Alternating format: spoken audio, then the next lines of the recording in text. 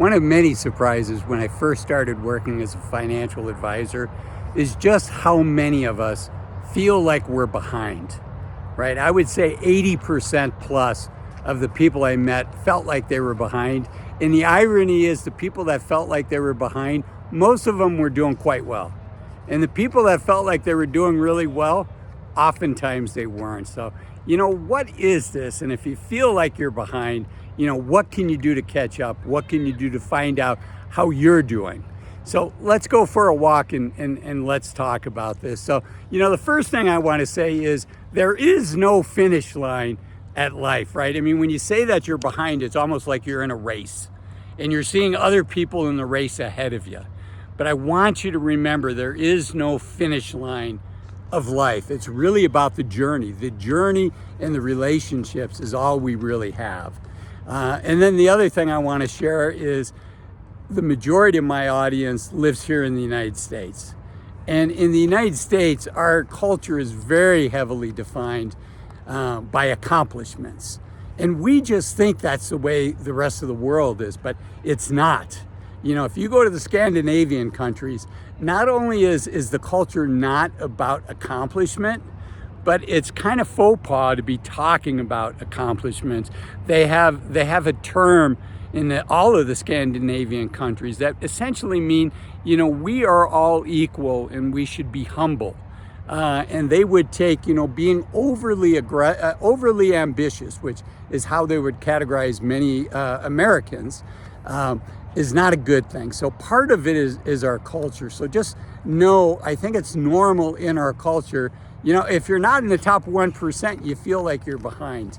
But that's not the case, right? I mean, if you're in the top 30%, which many of my viewers are, you're doing really, really well. It just doesn't feel that way, in part because of our culture. Now I'm going to talk first about some of the mental parts, the psychological things, the way that we look at things first.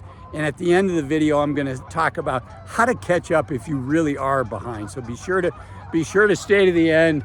And it looks like there's some geese having a fight behind me, so please pardon the extra noise by the crowd back there. Okay, let's keep going. The next thing is I think it's worse today than when I started in the industry 20 years ago, as far as people feeling like they're behind. And frankly, I do not think social media has been kind to us in this regard, right? Social media is kind of fake, right? We see people kind of performing and showing us a side of them that probably is not their total reality. It might be the reality for the day or for the hour, but it's not their life. It's not their reality. And I'm reminded of, there's actually a company, I believe it's in Santa Monica, that lets Instagram people come and take photos in an unairworthy corporate jet. So the corporate jet doesn't fly, it's grounded. But in order to make a little bit of money off of this, they let people in the LA area come and take photos as if they're taking a corporate flight, maybe to Europe or wherever their trip is. So much of what we see is not reality. And I think that warps things. And I think it's much better for us to be following people that inspire us and encourage us to be our best selves. So I read a lot of books. I actually listen to a lot of books on Audible. Not sponsored by Audible, but Jeff Bezos, I'd love to be sponsored if you're looking for a new YouTuber to sponsor you. But I listen to a lot of what I call books on tape, and encouraging and motivational and inspiring stories. I listen to a lot of podcasts. I probably spend the better part of an hour a day doing this, and I really don't do much social media. YouTube is my social media of choice, and really it's more about content creation. But I think in general, Facebook, TikTok, Instagram, they show a slice of life that's not reality, and that can make us feel like we're behind even if we're not. So if you feel like you're behind, what can you do to kind of catch up? And I want to get to that in a minute, but first I want to talk about, I mentioned social media, but again, it's not a finish line, and these folks, they present this slice, and it's not necessarily happily ever after. It's just a slice in the day. And that the path of people that are doing things to impress others, I think is a slippery slope at best, and I think it's not healthy for 99% of us. So if you have fallen behind, what can you do, right? I think the first thing that you can do is, are you really behind? Get with a good fee-only financial advisor. You can find one by Googling that term and just see where you're at. And yes, it's nice to see, how do your savings compare to other people's savings and Americans in general. But what's really relevant is, what does retirement look like for you? What would you like retirement to look like?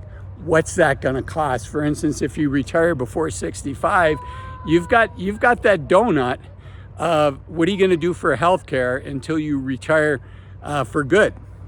And that can really add a lot of expense. So somebody retiring at 62 has more expenses than somebody retiring at 55. Now, one of my goals of my channel is to get everybody to think about, when do you want to retire? And your 50s and your early 60s are what I call the youth of your senior years.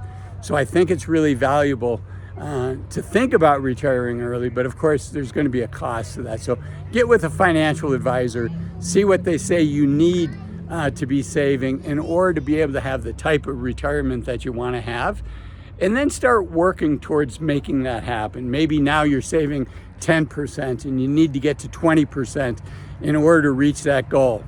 And so you start making some changes. Maybe you drive a used car instead of a new car.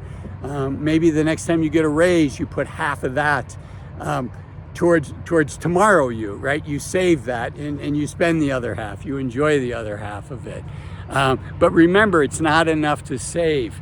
It's really important to invest that money, because particularly as you get into your late 40s, your mid 40s, your 50s, your 60s, your nest egg is large enough that the returns that you get on that nest egg can actually dwarf the returns that you get or the amount you can add to your savings just by cutting back on your spending. So you want your money working as hard as possible for you, but you also don't want to have so much exposure to the stock market that it's too volatile. It's too up and down, and that causes you stress. So getting that right, and that's another thing that a fee-only financial advisor can do, is both for your risk tolerance today, but also for what it's likely going to be in the future, and make sure that you've got that asset allocation.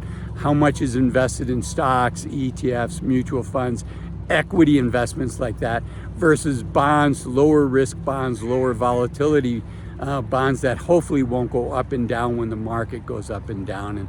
And so there's a lot that you can do, but first you need to have a game plan. You need to understand where you're at now and where you want to get to, not necessarily where everybody else wants you to get to. But if you are curious in how you compare, I do a video here that talks about the top 1%, the top 10%, and the top 20%, both from a net worth standpoint as well as from an income standpoint. So if you are curious on how you compare, be sure to watch this video here. Thanks for watching. Bye-bye.